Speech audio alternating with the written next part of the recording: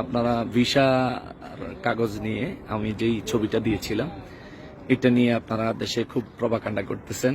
তো আপনাদের জন্য একটা কথা বলি যে ফিলিস্তিন যেই আসতে চায় ইসরায়েলের ভিসা ছাড়া আসতে পারবে না। কেন? কারণ ফিলিস্তিন ইসরায়েলের গর্ভের ভিতরে। ফিলিস্তিনের নির্দিষ্ট ফিলিস্তিনের গভর্নমেন্ট বা সরকার বা তাদের নিজস্ব কোনো ভিসা নীতি নাই যে তারা কাউকে ভিসা দিতে পারে না।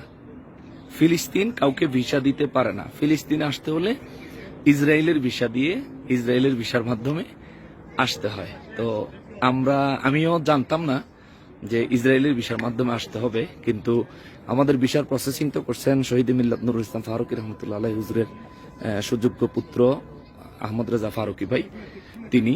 তো আমরা যখন আসব তখন মিশর থেকে তুর পাহাড়ের জিয়ারত করে তুর পাহাড় থেকে আমরা তাবা বর্ডার দিয়ে আমরা এই জেরুজালেমে প্রবেশ করেছি তাবা বর্ডার হয়ে।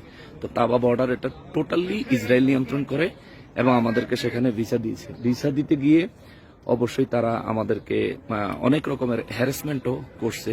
ভিসা আমাদেরকে পারমিশন দিতে চায় নাই এমন কিছু। তবে আজকে আপনাদের এই ভিসার বিষয়টা জানার জন্য গুগলে ট্রাই করলাম, তো দেখতে পারলাম যে বাংলাদেশিদের জন্য এই ফিলিস্তিনের ভিসা বা ইসরায়েলি ভিসা বা জেরুজালেমের ভিসা টোটালি বন্ধ হয়ে গেছে। আর বোধহয় কেউ কখন আসতে পারবেন শিওর বলতে পারতেছি না, কারা আসতে পারবেন না পারবেন। তো যাই হোক, এটা হচ্ছে বাস্তবতা। কেমন? এখন আমাদের সঙ্গে আমাদের ফুল টিমের মধ্যে 29 জন মানুষ আছেন, আমরা 29 জন ব্যক্তি আছি ফুল টিমে 29 জন। তো এর মধ্যে আমাদের প্রত্যেকেই একই ভিসা একই প্রসিডিউর একইভাবে আসতে হয়েছে। এখন কেউ যদি আমাদের বিরুদ্ধে প্রপাগান্ডা করেন তাহলে আমি তাদেরকে চ্যালেঞ্জ করছি যে বিগত 70 বছরের মধ্যে কেউ ফিলিস্তিন এরিয়ায় প্রবেশ করছেন কিন্তু ফিলিস্তিনের ভিসা ইসরায়েলের ভিসা ছাড়া এরকম যদি কেউ থাকেন তাহলে দেখাবেন আমাদেরকে, কেমন? দেখব।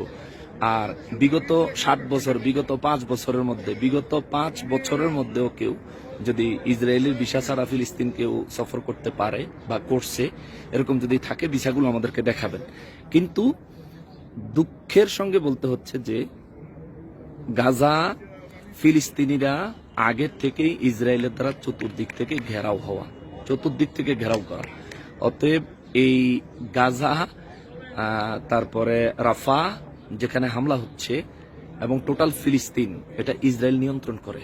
ওদের নিজস্ব ব্যক্তিগত কোনো সরকার নাই, ওদের নিজস্ব ব্যক্তিগত কোনো ভিসা নীতি নাই, সরকারি কোনো সিল নাই, কাগজ নাই, সরকারি কোনো বর্ডার নাই, মানে এক্সেট্রা এক্সেট্রা এক্সেট্রা। এই হচ্ছে বিষয়। এখন আপনারা বাংলাদেশ থেকে যদি এই বিষয়গুলো নিয়ে আমাদের বিরুদ্ধে মন্তব্য করেন, আমার বিরুদ্ধে মন্তব্য করেন, বিশ্বাস করেন আমার তাতে কিচ্ছু আসে যায় না, কারণ আমি কারো কাছ থেকে লাখ লাখ টাকা